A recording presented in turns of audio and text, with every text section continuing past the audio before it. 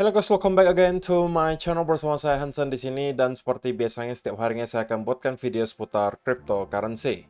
Apa kabar kalian hari ini semuanya? Semoga dalam keadaan yang baik-baik saja. Teman-teman, di video hari ini saya pengen membahas beberapa hal yang menurut saya menjadi sebuah clue yang cukup menarik untuk market. Dan saya bakalan bahas kenapa menurut saya itu adalah clue yang positif. Dan kemudian juga kita bakalan bahas kira-kira segi price action, kira-kira apa yang sedang terjadi di Bitcoin selama 24 jam terakhir, dan apa yang bisa kita expect untuk beberapa waktu mendatang. Kalau misalnya kalian tertarik tentang semua itu, stay tune terus sampai akhir video. Sekarang kita akan langsung mulai dari CoinMarketCap terlebih dahulu. Per hari ini teman-teman, secara global, market cap crypto berada di angka 1,05 triliun dolar atau turun sekitar 0,28%. Nah, di top 10 coin sendiri itu keadaannya sebenarnya mix teman-teman. Sebagian ada yang hijau, ada juga yang merah. Walaupun kenaikan dan penurunannya itu tidak terlalu signifikan, hanya kurang lebih 0, sekian persen hingga kurang lebih 2%. Dan top performernya hari ini adalah BNB teman-teman dengan kenaikan 2,32% menuju 213 dolar. So, itu adalah outlook sementara dari beberapa top coin yang ada. Sekarang kita langsung aja masuk ke data dan berita terbaru hari ini. Nah, yang pertama teman-teman, ini adalah artikel terbaru dari CNBC. When yields are this high, why buy stocks?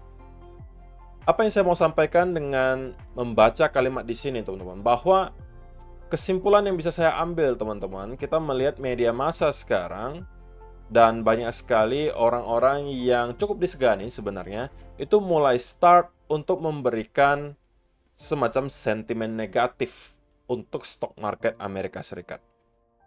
Walaupun ini mungkin caranya lebih halus ya teman-teman. Mereka menyampaikan bahwa kalau misalnya imbal balik dari obligasi pemerintahan Amerika Serikat saja angkanya tinggi, oke, seperti yang disebutkan di sini, 4,332% untuk yang obligasi 10 tahunan. Dan ini adalah bunga terbesar atau tertinggi dalam 16 tahun terakhir. Obligasi tentunya resikonya kecil, kita tahu.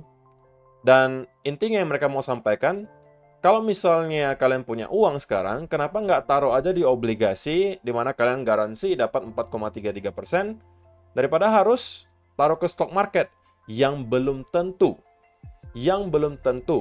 bakalan naik.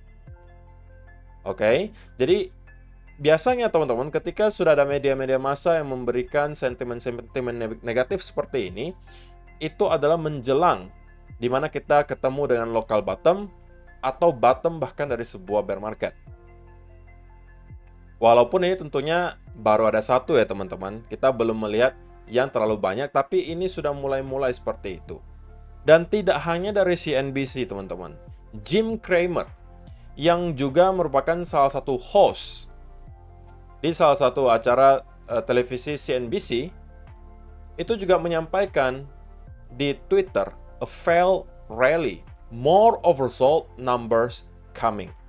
Jadi kalau kalian tahu teman-teman, banyak sekali orang-orang yang merasa Jim Cramer ini adalah inverse indicator. Artinya apa? Ketika Jim Cramer itu mulai start untuk bullish, biasanya kita sudah mendekati local top. Tetapi sebaliknya, ketika Jim Cramer itu sudah mulai start untuk memberikan selalu sentimen yang negatif, biasanya justru itu kita sudah dekat dengan yang namanya local bottom. Walaupun tentunya teman-teman, ini kaitannya langsung nanti dengan stock market Amerika, bukan ke kripto. Tetapi kita tahu, sekali lagi, ketika stock market Amerika itu performanya baik, maka biasanya secara general, cryptocurrency juga performanya bakalan positif. Nah, sehingga teman-teman, kalau misalnya saya sudah melihat ada hal-hal semacam yang terjadi, sebenarnya apa sih tujuan mereka kira-kira? Ini menurut opini saya pribadi ya teman-teman. Kalian boleh tidak setuju, kalian boleh juga kasih komentar kalian di kolom komentar di bawah apakah kalian setuju dengan statement ini. Bahwa tujuan utama mereka memberikan sentimen negatif seperti ini, ya supaya mereka bisa menyerok di harga yang lebih murah teman-teman. Karena banyak sekali retails yang mungkin sangat gampang untuk dimanipulasi, sehingga ketika ada CNBC yang kemudian membuat headline, ngapain kalian beli stocks atau saham, mending kalian taruh aja di obligasi, uangnya dapat 4,3%. Atau si Jim Cramer, yang mungkin salah satu host di acara TV CNBC, yang juga cukup dikenal, kemudian menyampaikan more oversold numbers coming. Artinya kita akan melihat lagi banyak stocks yang kemudian semakin oversold atau bakalan turun lagi. Bagi saya, ini tujuannya hanya untuk mereka bisa menyerok di harga yang lebih murah, teman-teman. Nah, jadi kita ada mendapatkan dua clue sekaligus yang menunjukkan bahwa mereka sudah start untuk menyebarkan sentimen negatif. Dan bagi saya, teman-teman, ini harusnya adalah pertanda bahwa kita sudah dekat dengan local bottom, at least di stock market Amerika Serikat. Yang juga sebenarnya, kalau kita lihat dari segi price action, memang kita sudah mendekati dengan area major support juga. So, saya rasa chance di mana kita sudah akan ketemu atau dekat lah at least dengan yang namanya local bottom di stock market itu sudah lumayan terlihat. Oke. So, selain itu teman-teman, kita bakalan lihat juga untuk spesifik Bitcoin gitu. Walaupun tidak berkaitan dengan yang tadi, kita bakalan lihat juga dari segi fractal pattern. Ini dari Altcoin Daily menyampaikan bahwa sekali lagi, kalau kita secara objektif melihat keadaan market sekarang, sebenarnya pattern yang dimunculkan itu tidak berbeda dengan yang beberapa kali kita lihat sebelumnya, teman-teman. Bahkan sudah ada 3 kali sebelumnya, di tahun 2013, 2017, 2021. Di mana kita membuat pattern ascending triangle. Yang walaupun menurut saya sebagian yang di sini tidak terlalu rapi, saya hanya mungkin bisa menyampaikan yang ini valid, yang ini juga valid, tapi yang ini saya merasa ini kurang setuju ya kalau disampaikan sebagai ascending triangle. Ini agak sedikit maksa karena di sini kita ada mendapatkan beberapa high yang lebih tinggi di sini. Tapi in the end of the day kita bisa melihat memang ada kesamaan dengan yang terjadi di sini 2013, 2017 dengan kali ini teman-teman. Di mana ada potensi juga memang kita membuat semacam ascending triangle. Atau mungkin bagi sebagian orang ini justru adalah semacam inverse head and shoulder. Yang manapun yang menurut kalian benar, keduanya sebenarnya merupakan bullish pattern. Dan inilah kenapa juga bagi saya, dan saya sudah sampaikan ini di video kemarin, kebanyakan orang itu sepertinya terlalu overreact terhadap koreksi yang kita lihat di Bitcoin selama beberapa hari terakhir. Ini bukan hal baru teman-teman. Koreksi 20% di cryptocurrency itu adalah sesuatu hal yang sangat lumrah untuk terjadi dan kalian harusnya sudah tahu akan hal tersebut. Apakah kalian setuju bahwa kita kali ini di ascending triangle atau kalian lebih setuju kita berada di atau membuat pattern inverse and shoulder atau kalian mempunyai pendapat yang berbeda? Kalian mungkin boleh kasih komentar kalian di kolom komentar di bawah. Dan juga yang terakhir ini juga sekali lagi menunjukkan betapa cepatnya sentimen di cryptocurrency market itu bisa berubah. Last month atau baru saja bulan lalu teman-teman, kita itu berada di fase greed atau orang-orang udah mulai start untuk serakah gitu. Tetapi sebulan kemudian kita bisa langsung flip ke arah fear teman-teman. Jadi dalam kurun waktu 1 bulan saja kita bisa langsung dari arah rakus atau greed menjadi ketakutan hanya karena ada volatility sebesar 20-30% teman-teman. Dan ini juga sekali lagi memperkuat fakta bahwa banyak sekali orang yang invest di kripto itu masih tidak terlalu siap terhadap volatility yang dihadirkan oleh cryptocurrency. Ya sebenarnya bukan hal baru teman-teman. Bahkan kalau kita misalnya lihat dari data historinya, cycle-cycle sebelumnya itu menghadirkan volatility yang lebih gila dari sekarang. Tapi tetap saja orang-orang itu masih kayak selalu ketakutan setiap kali ada koreksi yang terjadi. Dan mudah-mudahan kalian tidak termasuk orang-orang yang mentalnya lemah. Karena kalau memang iya teman-teman, kalian akan sangat kesulitan untuk dapat hold jangka panjang di kripto. Karena ini akan terus berulang teman-teman. Kedepan kalian pasti akan dapat lagi koreksi 20%, koreksi 30%, koreksi 40%. Nah kalau setiap kali koreksi seperti itu terjadi dan kalian kemudian panic selling, ya kalian akan sulit banget gitu untuk dapat hold secara jangka panjang. So, itulah beberapa hal yang pengen saya sampaikan di video hari ini. Sekarang kita masuk ke chartnya Bitcoin, teman-teman. Dan saya pengen langsung mulai aja dari 15-minute chart. Atau 1 hour chart terlebih dahulu. Teman-teman, seperti yang saya sampaikan di video kemarin, bahwa kalau misalnya teman-teman memang mau trade Bitcoin dalam keadaan seperti ini, sebenarnya caranya yang tidak terlalu memusingkan itu adalah dengan swing, teman-teman. Dan untuk sekarang saya masih berpegang dengan pandangan tersebut. Saya pribadi, jujur saja juga sudah membuka beberapa posisi di sekitaran area di sini. Sesuai dengan saya jelaskan di video kemarin, bahwa kalau misalnya saya swing dari sekitaran area di sini, oke, itu lebih tidak memusingkan daripada saya harus memaksa trading short term scalping, padahal kondisi market itu sedang volumenya kecil, sehingga rawan akan namanya manipulasi. Dan kalau kita lihat kemarin, market maker ini, tebakan saya ya, adalah mencoba menjemput likuidasi yang ada di sekitaran area 25 ribuan di sini. Dan memang kita sudah bahas ini di video kemarin, bahwa di sekitaran area 25.500-an sampai 24.800 itu memang masih ada titik likuidasi yang bisa dijemput. Sebelum mungkin nanti market maker akan mencoba menjemput yang di atas. Dan yang kita lihat sekarang adalah di 15-minute chart, ini secara teori merupakan V-shape recovery, yang sekali lagi merupakan pattern bullish, teman-teman.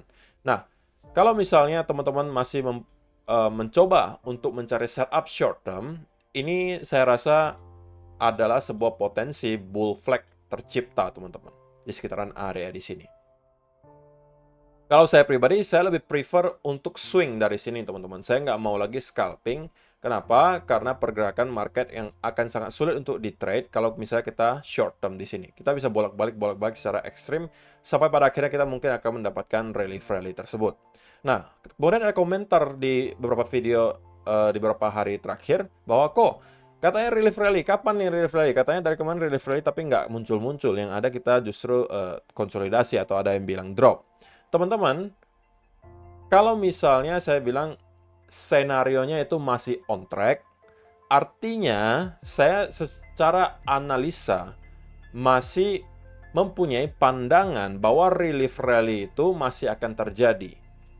Itu yang disebut sebagai on track, teman-teman. Bukan berarti ketika saya sebutkan on track, lalu kemudian 15 menit kemudian kita bakalan mendapatkan relief rally. Tapi yang mau saya sampaikan, pandangan saya belum berubah. Masih on track.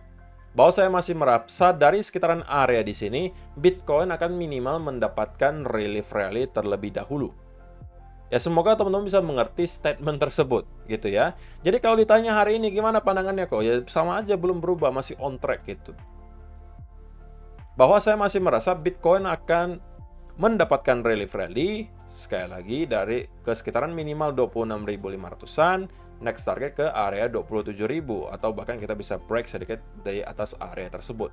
Barulah di atas area tersebut kita akan lihat lagi apakah yang kita lihat ini adalah semacam corrective move, yang berarti chance-nya cukup besar kita akan kembali drop ke lower low yang baru, atau kita membuat ada semacam rally disertai dengan rally yang cukup impulsif ke atas, dan kemudian ada percobaan untuk membuat semacam bullish continuation pattern. Mungkin idealnya adalah semacam ascending triangle juga, dan kemudian breakout lagi ke atas. Kita berpotensi membuat namanya V-shape recovery juga di sini. Ya, walaupun ini mungkin adalah sebuah klaim yang cukup kontroversial ya gitu, dan mungkin sebagian orang bakalan mengatakan, Koko mah terlalu ngayal gitu, nggak mungkin kita bisa membuat pattern seperti itu. Ya, kalau saya pribadi sih pernah ya melihat pattern tersebut terjadi, teman-teman. So, jangan kalian remehkan senario tersebut. Contohnya seperti apa ya? Contohnya banyak kok, teman-teman. Kalau mau lihat nih, seperti ini. Kita membuat V-shape recovery hanya dalam waktu berapa? Kita koreksinya di sini, teman-teman, itu memakan waktu kurang lebih ini mungkin 3-4 minggu, teman-teman. Tapi hanya dalam beberapa hari saja kita kemudian membuat V-shape recovery. Nah, apa yang menghalangi Bitcoin untuk dapat mengulangi hal yang sama di sini? Saya rasa tidak ada. Ya, walaupun tidak ada garansi ini akan terulang, teman-teman. Tetapi kalau memang ini yang kita lihat, tentunya ini adalah skenario yang paling ideal untuk teman-teman yang mungkin masih mempunyai posisi long di sekitaran area di sini. Tapi kita take it step by step, teman-teman. Kalau saya sih pribadi masih menargetkan minimal ke beberapa area yang tadi saya sebutkan di sini. Oke. Dan kalau udah nyampe ke sekitaran area di sini, saya mungkin akan lihat lagi dari segi price action-nya kira-kira apa yang ditunjukkan. Minimal mungkin saya sudah akan menggeser stop loss ke area entry ketika kita sudah menyentuh beberapa area di sini. Oke. Jadi untuk short term, sekali lagi, saya masih merasa dan punya pandangan yang sama bahwa Bitcoin masih akan mendapatkan relief rally dari sini. Terlebih lagi kita sudah mendapatkan juga clue bahwa kita mendapatkan ada semacam V-shape recovery yang tercipta di sini. So ada dua hal atau indikasi yang membuat saya merasa relief rally itu kemungkinan masih akan terjadi. Kapan waktunya tidak ada yang akan tahu secara persis, teman-teman. Saya juga tidak akan klaim bahwa saat hari ini kita akan dapatkan relief rally, besok akan relief rally. Who knows? Kita bisa aja beberapa hari lagi sideways di sekitaran area di sini, tapi in the end of the day saya masih merasa bahwa relief rally-nya akan segera datang. Sudah itu aja. So, saya rasa penjelasannya cukup jelas ya teman-teman. Terima kasih untuk kalian yang sudah menonton sampai selesai. See you in the next video. Bye-bye.